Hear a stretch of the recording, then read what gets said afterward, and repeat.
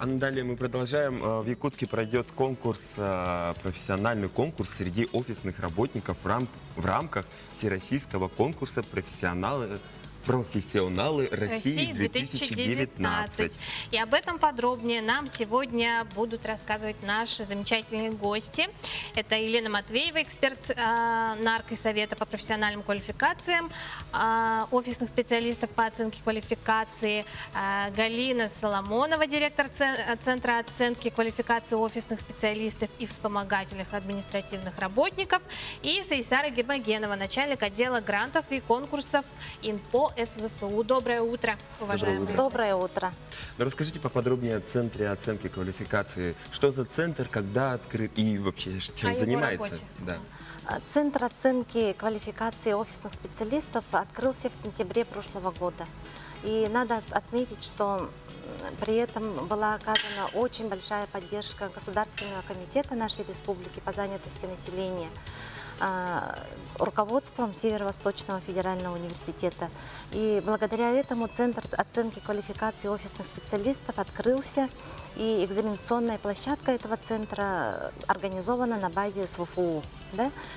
И надо сказать, что вот на данном этапе, когда Центр только начинает свою работу, его деятельность, наверное, можно определить как социально ориентированную, да, потому что зачем эти центры создаются вообще у нас в республике?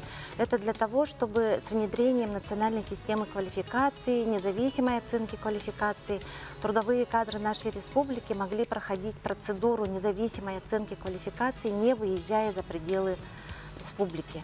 Да, это вот, конечно, очень существенно облегчает данную процедуру. И для того, чтобы переходный период завершился благополучно, это 2019 год, и с 1 января мы все знаем, что профессиональные стандарты становятся обязательными, то, конечно, вот эти центры, они еще будут создаваться по разным видам экономической деятельности, и для наших кадров это очень большая поддержка. Галина Сергеевна, расскажите нам поподробнее об этом конкурсе, да? Конкурс офисных работников, Да. Он проводится впервые. Вот по России этот конкурс проводится в разных городах, в разных регионах России. У нас проводится впервые. И наш конкурс мы проводим под девизом «Профессионализм, карьера, признание». Да? И если рассказать об истории этого конкурса, первый конкурс был проведен в 2015 году в Москве, мастера Москвы. Затем в 2017 году первый конкурс «Профессионалы России». И в 2018 году было проведено какое-то количество конкурсов, например, в Ростовской области, в Красноярске. И вот теперь при поддержке Совета по профессиональным квалификациям мы проводим его здесь. И в этом конкурсе принимают участие секретари-администраторы, делопроизводители, да, секретари-руководители и помощники руководителей. О требованиях и о том, как этот конкурс будет проходить, расскажут мои коллеги. И просто здесь я бы хотела сказать одно, что мы хотим призвать к тому, чтобы активно как-то подключились к этому, да, потому что от этих работников во многом зависит эффективность работы организации, потому что это не только какие-то филологические навыки, да, грамотность речи и так далее, это еще и другие узкопрофессиональные компетенции, например, координировать структурные подразделения организации, контролировать выполнение поручений руководителя, очень-очень много. Сайсара Гермогеновна, расскажите, пожалуйста, о сути мероприятия «Профессионалы России 2019». Конкурс проводится у нас в 3 этапа. Первый этап – это проведение тестирования на владение профессиональными компетенциями. И если участник набирает достаточное количество баллов, он уже проходит на второй этап. Второй этап – это практическая часть, он проходит в виде решения профессиональной задачи. После суммирования баллов первого и второго этапа уже идут на третий этап. Третий этап уже финал конкурса, где определяются победители.